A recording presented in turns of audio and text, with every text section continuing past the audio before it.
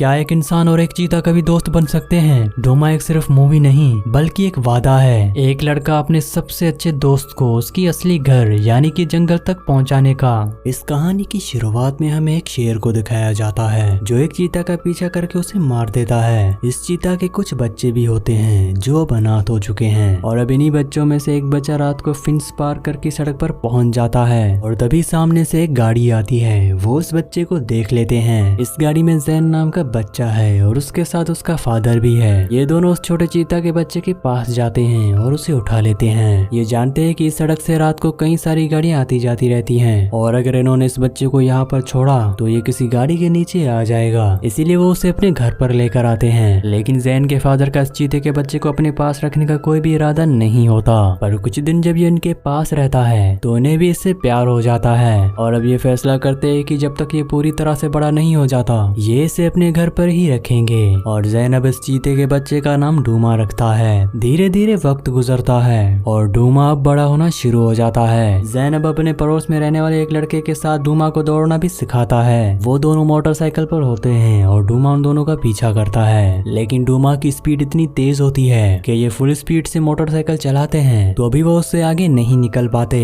वक्त गुजरने के साथ साथ डूमा बड़ा हो चुका है। एक दिन जैन के फादर जैन से कहते हैं कि अब हमें डूमा को उसी जगह पर छोड़ना होगा जहाँ से हम इसे लाए थे। ये इसका घर नहीं है, इसका असली घर वही है। ये यहाँ पर सरवाइव नहीं कर सकता। जैन अपने फादर से कहते हैं कि ये वाइल्ड नहीं बनना चाहता, ये हमारे साथ रहना चाहता है और वैसे भी चीता बहुत ही कम बचे हैं। उसके फादर नक्शे पर कुछ जगहों के निशान लगाते हैं और कहता है कि इस जगह पर हमें डूमा मिला था और यहाँ पर आज भी बहुत सारे चीतास हैं। ये जगह डूमा के लिए बेहतर है। अगर तुम चाहते हो कि डूमा अपनी असली जिंदगी जिए जिसमें वो पैदा हुआ है तो हमें उसे वहाँ पर छोड़ना होगा। जैन अपने फादर की बात को समझ जाता है और वो उस बात के लिए एग्री हो जाता है, लेकिन इससे पहले कि वो डूमा को उस जगह ले जाते तभी अचानक जैन के फादर की तबीयत खराब हो जाती है और उनकी मौत हो जाती है। उनकी मौत के बाद जैन की मॉम कहती है कि इस जगह को हमें लीज पर देना होगा और यहाँ से हमें शहर शिफ्ट होना होगा जहाँ पर मैं जॉब करूंगी, क्योंकि इसके अलावा हमारे पास और कोई रास्ता नहीं है। हालांकि जैन ऐसा बिल्कुल नहीं करना चाहता, लेकिन उसकी मॉम जो कह रही है वो बिल्कुल ठीक कह रही है और अब जैन और उसकी मॉम और डूमा ये तीनों के तीनों शहर में शिफ्ट हो जाते हैं। यहाँ पर जैन का स्कूल में एडमिशन करवाया जाता है और जब जैन की मॉम जैन को स्कूल से लेने के लिए जाती है तो डूमा भी घर से निकलकर उनकी गाड़ी का पीछा करना शुरू कर देता है और वो भी स्कूल में पहुंच जाता है। जैन डूमा को देख लेता है, लेकिन जैन का टीचर जैन को क्लास से बाहर नहीं जाने देता और अगले पल ही बाहर शोर शुरू हो जाता है क्योंकि बच्चों ने उस चीता को मतलब डूमा को देख लिया होता है। डूमा भी अब भागना शुरू कर देता है और जैन अपने डूमा को ढूंढते ढूंढते वॉशरूम में पहुंच जाता है जहाँ पर उसे कुछ बच्चे परेशान करना शुरू कर देते हैं। यहाँ पर डूमा भी होता है और जैसे ही डूमा बाहर आता है तो वो बच्चे डर जाते हैं। उनके हाथ से वो पैसे भी गिर जाते हैं जो उन्होंने दूसरों से छीने थे। ये सारे पैसे जैन अपने पास रख लेता है और अब जैन और डूमा यहाँ से भागना शुरू कर देते हैं क्योंकि इनके पीछे सिक्योरिटी वाले होते हैं जो डूमा को पकड़ना चाहते हैं और ये भागते भागते शहर के बाहर पहुंच जाते हैं। और अब जैन जानता है कि अगर वो डूमा को घर लेकर गया तो उसे वहाँ पर पकड़ लिया जाएगा, इसीलिए वो फैसला करता है कि उसके डैड ने और उसने जो फैसला किया था कि वो डूमा को उसी जगह छोड़ आएंगे जहाँ पर वो मिला था जो उसका असली घर है। वो अब खुद डूमा को उस जगह पर लेकर जाएगा, इसीलिए वो अपने फादर की मोटरसाइकिल में डूमा को बिठाकर घर से निकल जाता है और गैराज में अपनी मॉम के लिए एक चिट्ठी लिखकर छोड़ जाता है कि मैं डूमा को छोड़कर वापस आ जाऊंगा। और अब ये दोनों के दोनों एक ऐसे सफर में हैं जो बहुत ही मुश्किल है। काफी दूर जाने के बाद जैन मैप देखता है। ये वही मैप है जिस पर उसके डैड ने निशान लगाए थे कि इन्हें डूमा को कहाँ छोड़ना है और वो देखता है कि अभी भी उनका सफर बहुत ही लंबा है। वो अपनी बाइक पर डूमा को बिठाकर यहाँ से और आगे निकल जाता है, लेकिन कुछ दूर आगे जाने के बाद इनकी गाड़ी का पेट्रोल पूरी तरह से खत्म हो जाता है। जैन अब अपनी बाइक को धक्का देते हुए यहाँ से आगे बढ़ता है। ये पूरी तरह से एक भीड़ है, दूर दूर तक इन्हें कुछ भी नहीं दिखता,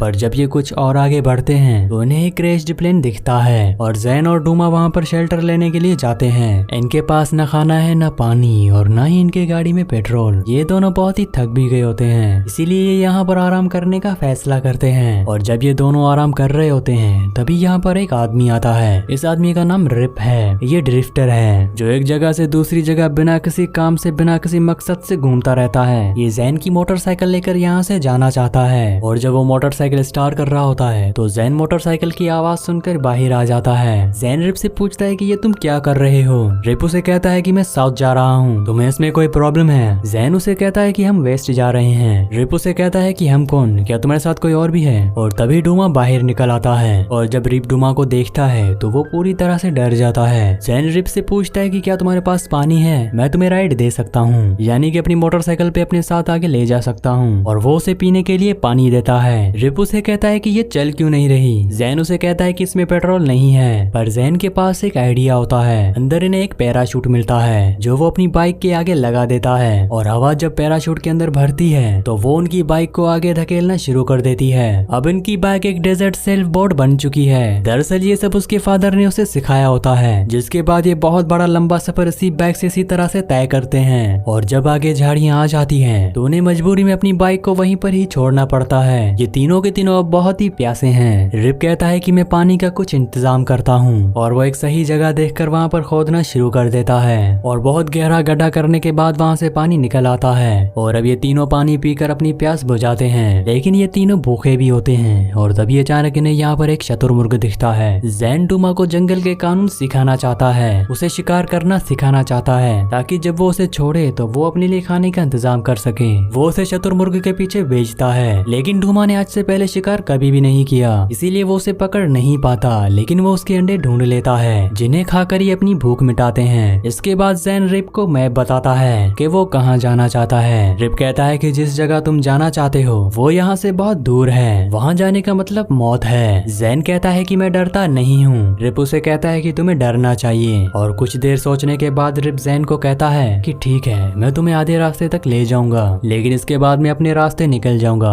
अब ये तीनों के तीनों यहाँ से आगे बढ़ना शुरू कर देते हैं। लेकिन जैन जब अपने कंपास पर देखता है तो वो देखता है कि वो वेस्ट की तरफ नहीं बल्कि वो नॉर्थ की तरफ जा रहे हैं। लेकिन फिलहाल वो रिप को कुछ नहीं कहता। जब ये आगे पहुंचते हैं तो उन्हें वहाँ पर कुछ खंडर दिखते हैं और तभी अचानक वो आसमान में हेलीकॉप्टर को देखते हैं। दरअसल ये हेलीकॉप्टर जैन को ही ढूंढने के लिए आया होता है। रिप उसे छुपने के लिए कहता है और ये तीनों के तीनों अंदर छुप जाते हैं और हेलीकॉप्टर वापस चला जाता है। ये तीनों पूरी रात उसी जगह पर गुजार देते हैं और अगली सुबह जब ये यहाँ से निकल रहे होते हैं तभी रिप को वहाँ पर हीरो की एक छोड़ी हुई खान दिखती है और वो उसके अंदर चला जाता है। बाहर जैन भी डूमा को लेकर यहाँ से निकल रहा होता है, क्योंकि वो जानता है कि रिप उन्हें सही रास्ते नहीं ले जा रहा होता। लेकिन इससे पहले कि ये यहाँ से निकलते अंदर से रिप के चिल्लाने की आवाज आती है और जब जैन अंदर जाता है तो वो देखता है कि वो पूरी तरह से मिट्टी के अंदर धंसा हुआ है। वो उसके मुंह के ऊपर से मिट्टी को हटाता है, लेकिन वो पूरी तरह से उसे मिट्टी से बाहर नहीं निकालता, क्योंकि अगर उसने उसे पूरी तरह से मिट्टी से बाहर निकाला तो वो जबरदस्ती इन्हें अपने साथ ले जाएगा। इसीलिए वो उसके हाथ मिट्टी से बाहर निकाल देता है और वो रिप को कहता है कि मुझे पता है तुम हमें शहर ले जा रही हो ताकि मुझे वापस करके तुम्हें इनाम मिले और साथ ही तुम डूमा को भी भेजना चाहते हो। इसके बाद जैन यहाँ से अकेला ही डूमा को लेकर वेस्ट की तरफ निकल जाता है। इसके बाद ये दोनों एक नदी के किनारे पहुंच जाते हैं और जैन यहाँ पर डिसाइड करता है कि वो नदी के किनारे से आगे बढ़ेंगे।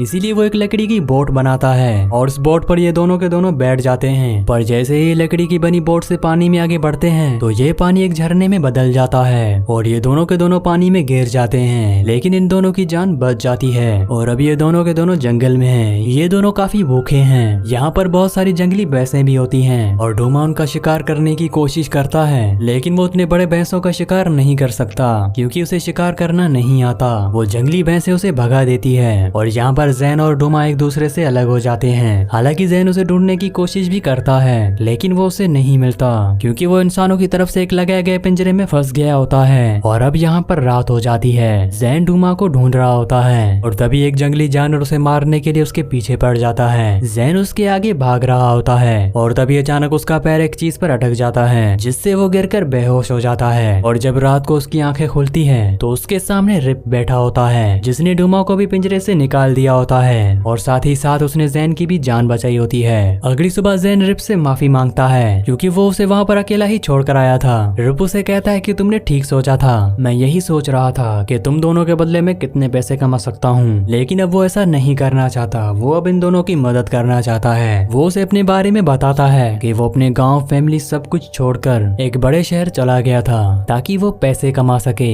लेकिन वो पैसे नहीं कमा पाया और उसे जेल हो गई और अब वो दोबारा कभी भी जेल वापस नहीं जाना चाहता। यहाँ पर ये तीनों के तीनों बहुत ही भूखे होते हैं, इसीलिए ये शिकार करने की भी कोशिश करते हैं, लेकिन डूमा एक बार फिर से हिरन का शिकार करने से भी चूक जाता है। ये अब कहते हैं कि इन्हें अब यहाँ पर भूखा ही रहना होगा और तभी ये देखते हैं कि यहाँ पर कुछ लोग कैंपिंग करने के लिए आए होते हैं जिनके पास बहुत सारा खाना होता है और ये दोनों एक प्लान बनाते हैं। जैन उनके पास एक जख्मी लड़के की तरह जाता है और जब वो उसकी शर्ट खोलते हैं तो उसकी शर्ट के अंदर सांप होता है। सांप को देखकर वो सभी लोग वहाँ से भाग जाते हैं और जैन और रिप इनका सारा खाना लेकर यहाँ से भाग जाते हैं। इसके बाद इन्हें एक बोट मिलती है और एक बार फिर से नदी के सहारे आगे बढ़ना शुरू कर देते हैं। जैन के पास जो पैसे होते हैं जो उसे स्कूल में मिले थे वो उन पैसों को रिप को देना चाहता है, लेकिन रिप पैसे लेने से मना कर देता है। पर जैन की जबरदस्ती करने पर रिप वो पैसे ले लेता है। रिप के पास भी कुछ हीरे होते हैं जो उसे उसी हीरे की खान से मिले थे जहाँ पर वो फंस गया था और वो उनमें से एक हीरा जैन को दे देता है ताकि वो हमेशा उसे याद रखे।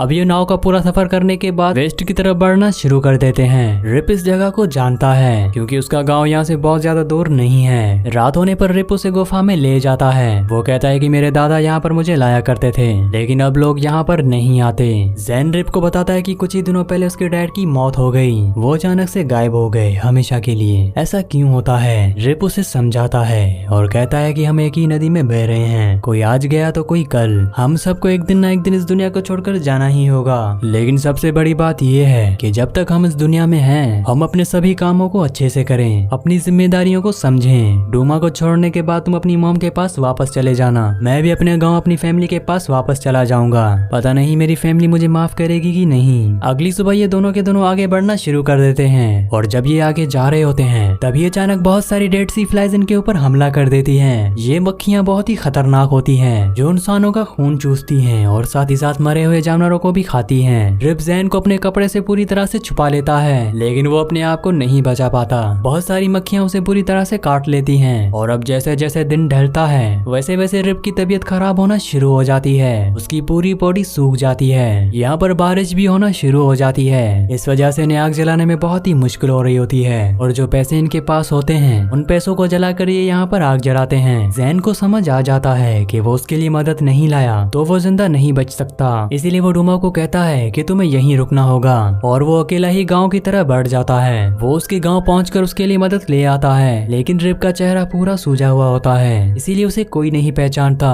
गाँव लाने के बाद रिप के पूरे चेहरे पर एक लेप लगाया जाता है जिससे ये एक मुखौटा बन जाता है और अगली सुबह जब वो मुखौटे को हटाते हैं तो वो देखते हैं कि वो रिप है। इसके बाद यहाँ पर रिप की पूरी फैमिली को बुलाया जाता है। रिप अपने दोनों बच्चों, अपनी वाइफ और अपनी मॉम से मिलता है। रिप की फैमिली रिप को वापस पाकर बहुत ही खुश होती है। रिप जैन को भी अपनी फैमिली से मिलाता है। जैन जब अगली सुबह बाहर जाता है तो डूमा आसपास कहीं भी नहीं होता और जब उसे ढूंढता हुआ बहुत आगे निकल जाता है तो वो देखता है कि डूमा एक दूसरे चीता के साथ होता है। वो दोनों आपस में खेल रहे होते हैं और इसके बाद वो दोनों मिलकर एक हिरन का भी शिकार करते हैं। इसका मतलब यह है कि डूमा उसी जगह से बिलोंग करता था। हो सकता है कि डूमा इस वक्त जिसके साथ है वो उसी का कोई खोया हुआ भाई हो। और अब जैन को अपने डैड की वो बात याद आती है जब उसके डैड ने उसे समझाया था कि डूमा जंगल से बिलोंग करता है और अगर तुम चाहते हो कि डूमा अपनी असली जिंदगी जिए जिसके लिए वो पैदा हुआ है तो तुम्हें उसकी जगह पर उसे छोड़ना होगा। जैन डूमा को उसी जगह पर छोड़ने का मन बना चुका होता है। जैन के पास डूमा आता है। ये दोनों एक दूसरे को प्यार करते हैं। दरअसल ये इन दोनों का आखिरी गुड बाय है। इसके बाद ये दोनों कभी भी एक दूसरे को ना देख पाए। इसके बाद जैन रिप से मिलता है और रिप से मिलने के बाद वो सीधा अपनी मॉम के पास जाता है। जैन की मॉम जैन को वापस देखकर बहुत ही खुश होती है। वो उसे अपने गले से लगा लेती है और अपने पूरे सफर से जैन ये समझ पाता है कि इस दुनिया में बहुत सारी चीजें हैं जो एक दूसरे के लिए बनी होती हैं। जैसे डूमा के लिए उसका वाइल्डनेस यानी कि उसका जंगल, उसका अपना घर, उसकी अपनी जिंदगी। रिप के लिए उसकी फैमिली और खुद जैन के लिए उसका फादर। उसके फादर जो भी थे, जो भी उसके लिए सोचते थे, जिन भी चीजों पर यकीन करते थे, अब वो जैन के साथ उसकी जिंदगी में आगे चलेंगे। ये कहानी हमें बहुत कुछ सिखाती है। जी हमें सिखाती है कि हमें अपनी जिंदगी में हमें जिम्मेदारी को समझना चाहिए। जैसे कि रिप की जिम्मेदारी उसकी फैमिली थी, जैन की जिम्मेदारी डूमा को उसके घर तक पहुंचाना था। और इस सफर में वो ये समझ पाया कि मौत सिर्फ एक वक्त है जो देर सवेर हर एक की जिंदगी में आना है। इसके साथ साथ वो ये भी समझ पाया है कि हम भले किसी से कितना भी प्यार क्यों न करें, लेकिन हर किसी की एक सही जगह होती है। जैसे डूमा की सही जगह जंगल थी, रिप की सही जगह उसकी फैमिली थी और खुद जैन की जगह उसके मॉम के साथ थी। इसी सीन के साथ इस मूवी का एंड हो जाता है। नेक्स्ट मूवी आप कौन सी देखना चाहते हैं मुझे नीचे कमेंट्स में लाजमी बताना। और अगर दोस्तों आपको ये वीडियो पसंद आई हो तो प्लीज हमारे वीडियो को लाइक और चैनल को सब्सक्राइब लाजमी से कर देना।